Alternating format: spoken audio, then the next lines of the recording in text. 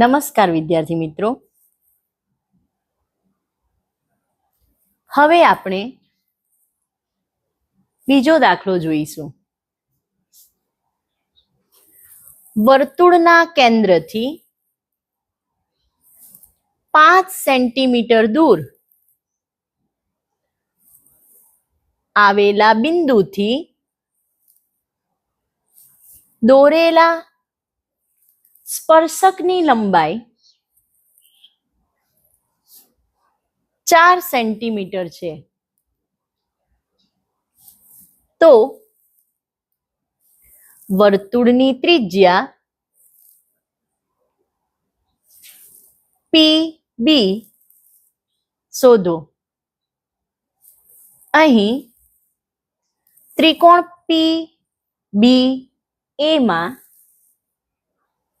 ખૂણો B એ કાટખૂણો છે. આથી PA નો વર્ગ બરાબર PB નો વર્ગ વત્તા BAB નો વર્ગ, જેમાં કિંમત મૂકતા PA 5 સેન્ટીમીટર એટલે 5 નો વર્ગ બરાબર PB નો વર્ગ, જેની કિંમત આપેલ નથી. આથી PB વર્ગ લખીશું વત્તા AB બરાબર 4 સેન્ટીમીટર આપેલ છે એટલે 4 નો વર્ગ, માટે 5 નો વર્ગ 25 થશે બરાબર PB નો વર્ગ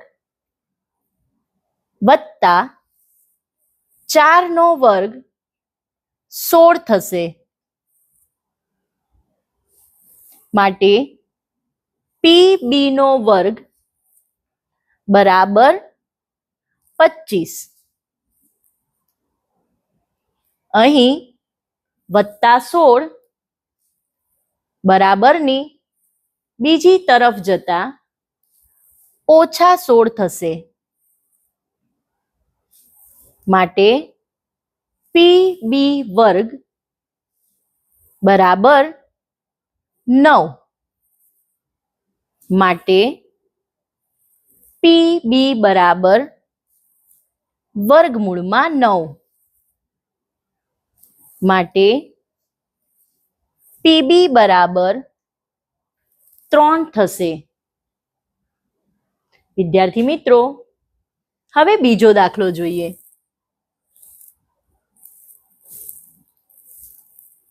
વિદ્યાર્થી મિત્રો, આ દાખલો બોર્ડની પરીક્ષા માટે ખૂબ મહત્વનો છે. આવો દાખલો જોઈએ. 2 સમકેન્દ્રી વર્તુળોની ત્રિજ્યા 5 સેન્ટીમીટર અને 3 સેન્ટીમીટર છે. મોટા વર્તુળની જીવા નાના વર્તુળને સ્પર્શે છે. તો તેની લંબાઈ શોધો. તમને પ્રશ્ન થશે, સમકેન્દ્રી વર્તુળ એટલે? જે 2 વર્તુળમાં કેન્દ્ર એક જ હોય.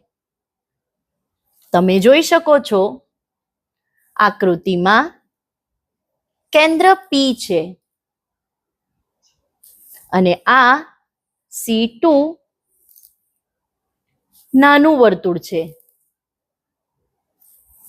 C1 એ મોટું વર્તુળ છે.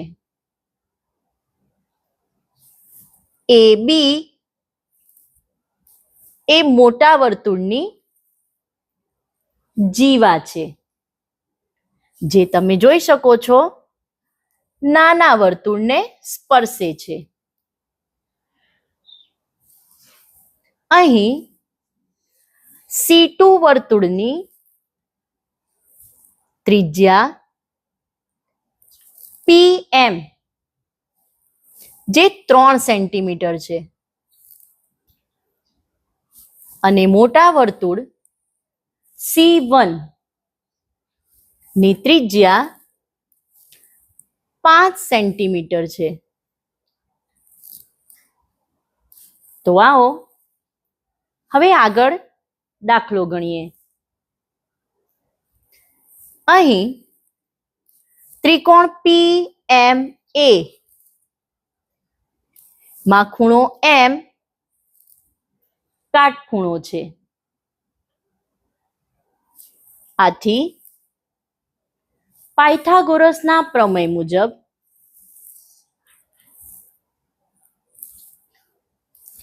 PA નો વર્ગ બરાબર PM નો વર્ગ વત્તા AM નો વર્ગ. કિંમત મૂકતા PA ની કિંમત 5 સેન્ટીમીટર છે. આથી 5 નો વર્ગ બરાબર 3 નો વર્ગ વત્તા AM ની કિંમત આપેલ નથી. આથી AM નો વર્ગ લખીશું. 5 નો વર્ગ 25 બરાબર 3 નો વર્ગ 9 વત્તા AM નો વર્ગ. માટે AM નો વર્ગ બરાબર 25 વત્તા 9 બીજી બાજુ જતા ઓછા 9 થશે. માટે AM નો વર્ગ બરાબર 16 થશે. આથી AM બરાબર 4 બનશે. Thank you.